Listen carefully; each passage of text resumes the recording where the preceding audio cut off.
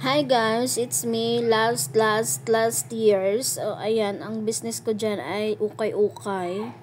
At yan, kung saan lang ako dyan napaparating. Ayan, sa ano yan, Cagayan, ano ba yun? Kalinga. Ayan, umuwi ng probinsya.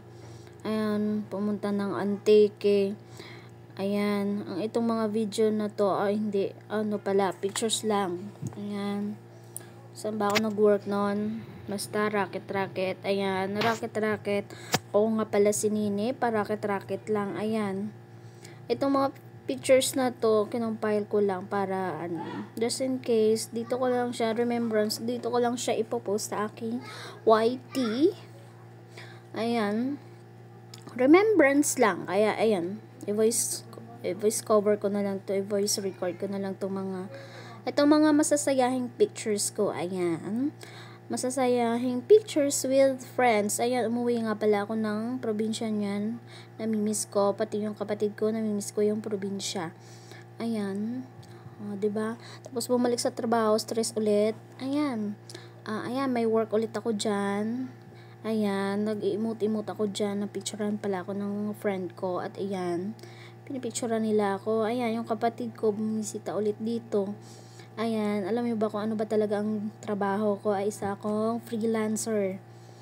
Ayan, duty doon, duty dito, duty kung saan. Abot pa ako ng Valenzuela yan. Kasama ko yung friend ko.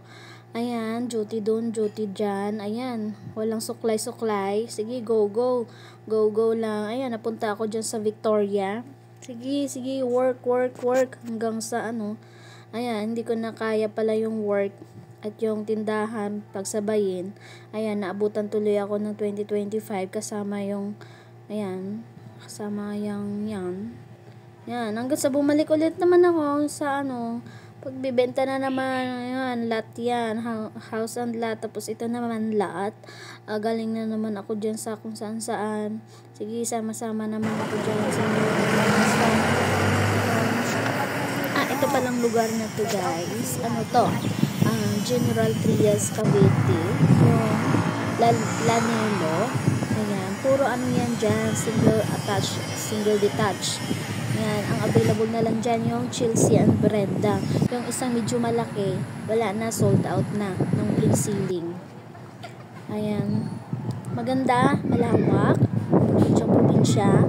Ayan, pakiramdam ko kapag ako ang nakatira dyan, I feel ng mga kapitbahay ko dyan, mga elite people. Ayan, pero napakamura siya noong pre-selling. Pero ngayon, nung naitayo na, nung napaganda na, ayan, ang presyo niya nag times 2. Kaya kung ako sa inyo, kung bumili kayo ng house and lot or ayan, mga ganyang properties, dapat pa lang pre-selling. Yung hindi pa siya na naitayo, kumbaga. Ayan, ang ganda ng paligid, parang ayan, so ayan, tumaba ulit tayo, balik ulit tayo sa pag-aahente. Ayan, ikot-ikot mo dyan, inikot-ikot ko dyan. May mga nakatira naman, syempre, doon banda sa likod. Ayan, hindi pa siya masyado talagang matao. Syempre, pumunta kami dyan tanghali para walang may pumapunta pa rin. So, ayan, ganyan kaganda ang bahay doon. Chelsea yun. So, ayan.